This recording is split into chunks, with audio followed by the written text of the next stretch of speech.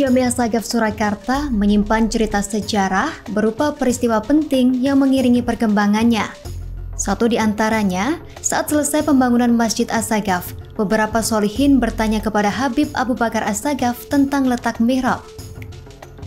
Lalu pada malam harinya, beliau bermimpi bertemu Rasulullah SAW dan diberi petunjuk tentang letak mihrab yang hingga saat ini letaknya tidak pernah berubah. Assalamualaikum warahmatullahi wabarakatuh. Justin masih berkesempatan untuk wisata religi di wilayah Solo Raya. Saat ini Justin berkesempatan untuk menyambangi masjid bersejarah Masjid Jami As-Sagaf di Surakarta. Kita telusuri bareng-bareng.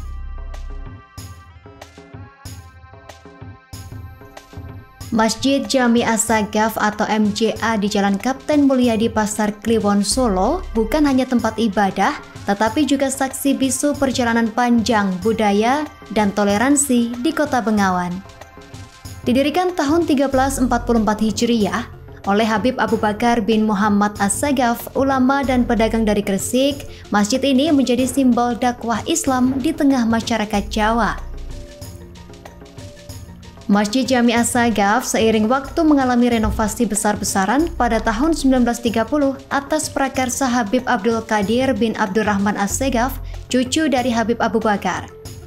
Ketika selesai dibangun, beliau mendapat isyarah untuk memberi nama masjid tersebut dengan nama Masjid As-Sagaf. Bisa kita lihat di halaman depan berdiri menara setinggi 27 meter didirikan di depan Masjid As-Sagaf Kota Solo ini. Dan informasi buat Tribuners, pintu masuk ke dalam masjid ini dibedakan antara wanita dan juga pria. Untuk di sebelah kanan Justin itu pintu masuk untuk wanita, kemudian di belakang Justin ini adalah pintu masuk untuk pria. Di bulan Ramadan, Masjid Jami As-Sagaf menjadi lebih ramai dengan berbagai ibadah dan kegiatan sosial. Masjid Jami As-Sagaf memiliki tradisi unik selama Ramadan, yaitu membagikan kopi rempah kepada para jamaah saat berbuka puasa. Tradisi ini berlangsung sejak tahun 1990-an dan menjadi daya tarik tersendiri bagi para pengunjung. Ridho Wicaksono, tim sekretariat Yayasan Masjid As-Sagaf Solo mengatakan kopi dihidangkan dengan kurma berjumlah bilangan ganjil bagi para jemaah. Kopi rempah khas Masjid Jami As-Sagaf merupakan kopi kemasan dengan tambahan jahe serta sereh, daun jeruk, kapulaga, pandan, kayu manis, pala, gula pasir, dan gula Jawa. Biasanya kopi rempah disajikan setelah salat subuh, namun penyajian kopi rempah diubah untuk takjil saat berbuka puasa. Juga sebagai hidangan setelah tarawih selama Ramadan. Untuk kopi sendiri itu tidak mesti di Ramadan. Di luar Ramadan itu ada pembagian kopi juga sebenarnya. Kopi khas rempah lah. Yaitu kalau di luar Ramadan ini ada di kajian pagi setiap jam 6 sampai jam 7, kemudian ada setelah subuh. Setelah salat subuh salam itu dibagi kopi ini. Seperti itu. Kalaupun di Ramadan ini dialihkan waktu buka, itu aja. Nggih. Saat subuh tidak membagikan saat Ramadan? Iya, saat Ramadan karena kan puasa habis subuh. Selama bulan Ramadan ini kami ada relawan yang namanya Bapak Zubir. Itu di sana ada beliau meracik minimal dua manci, dua dandang besar gitu, begitu. Dua dandang besar. Kemudian beliau biasanya itu mulai dari jam 2-an siang. Nanti siap sehingga siap pas maghrib ini diminum oleh para jamaah. Saya menanyakan hal ini kepada takmir yang mulanya dari 90-an udah ada di sini gitu. Dari tahun 90-an udah ada di sini itu beliau sudah istilahnya diwarai, diberitahu caranya membuat kopi ini. Nanti kopinya bahannya ini sama orang-orang keturunan Arab Pasar Kliwon ini gitu. Nah, kalau di masjid ini sebenarnya sebelum 90-an itu, tahun 90-an sudah ada kopi itu yang dibagi ketika di luar Ramadan ataupun di dalam bulan Ramadan gitu. Sebelumnya saya mendapat info dari beliau juga yang dari tahun 90-an menjadi takmir itu mendapat kopi awalan itu dari Warung Barokah. Warung Barokah ini letaknya ada di Kostati Unit 2 yang dekat Rumah Sakit Umum Islam Kostati yang Unit 2 dekat kali, dekat sungai di sana gitu. Nah, setiap pagi sebelum subuh itu ada orang yang membawa termos isinya kopi untuk dibagikan ketika setelah sholat subuh. Sebelum subuh kan sudah siap kopinya, kemudian setelah subuh siap untuk dibagikan kepada jamaah dan siap untuk diminum. Nah, semakin kesini semakin banyak jamaahnya nih.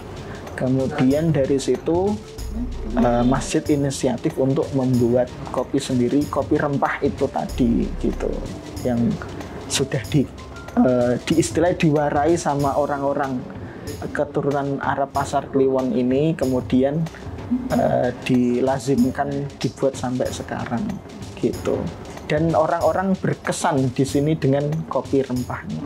Kopi pun di sini disajikan dengan namanya wadah coceng. Wadah coceng ini kalau kita ngopi itu biasanya gelas yang ada kupingannya itu, tapi di sini enggak, pakai coceng yang ukurannya mungkin lebih kecil daripada yang lain, daripada gelas yang kupingan itu, seperti itu. Maka itu sebagai sebuah tradisi, saya sebutkan tadi, sebuah tradisi gitu. Kalau kita di keraton kan juga ada tradisi raja itu minum teh atau minum kopi. Kalau di masjid nanti akan disediakan safroh berupa, makanya kan lesehan gitu. Safroh ini berupa semacam plastik panjang, kemudian para jamaah membawa makanan dan makan memanjang di sekitar gelaran plastik itu supaya tidak mengotori masjid. Setelah kita buka puasa, kita istirahat dulu sampai menjelang sholat tarawih. Sholat tarawihnya kalau di masjid lain mungkin kita mendapati jam 7 kurang atau pas isya, waktu adzan isya ya jam 7-an itu. Tapi di masjid ini tidak jam 7. Mulainya jam 8 malam. Jam 8 malam itu diawali sebelumnya setengah 8 ada wirid-wirid atau dzikir-dzikir yang namanya Rotib Al-Haddad. Ngoten.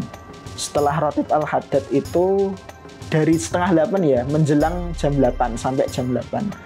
Kemudian ada qasidah Ya Arhamar Rahimin itu sampai jam 8 iqomah. Ridho Wicaksono menjelaskan Masjid Jami As-Sagaf Solo menyelenggarakan banyak sekali kegiatan.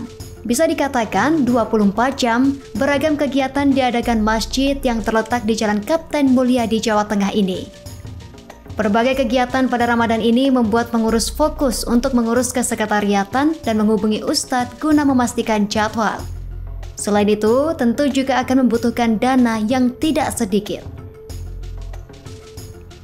Di masjid ini insya Allah full kegiatan kalau bulan Ramadan.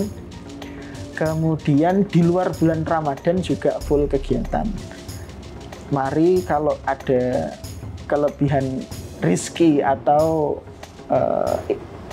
harta bisa berkontribusi dalam mengikuti acara ini dengan donasi buka bersama atau donasi sahur atau donasi kegiatan takjil, kegiatan lain seperti itu sih gitu. Dan jangan lupa dimakmurkan masjid-masjid yang di sekitar panjenengan semua seperti itu, entah itu dengan dengan sholat aja atau dengan kegiatan lain. Tribuners, terima kasih masih membersamai perjalanan ngabuburit asyik edisi Masjid Jami As-Sagaf Solo. Masih banyak tempat yang bisa kita jelajahi untuk ngabuburit selanjutnya. Selamat berpuasa untuk Tribuners yang menjalankan. Sampai jumpa. Wassalamualaikum warahmatullahi wabarakatuh. Download Tribun X sekarang. Menghadirkan lokal menjadi Indonesia.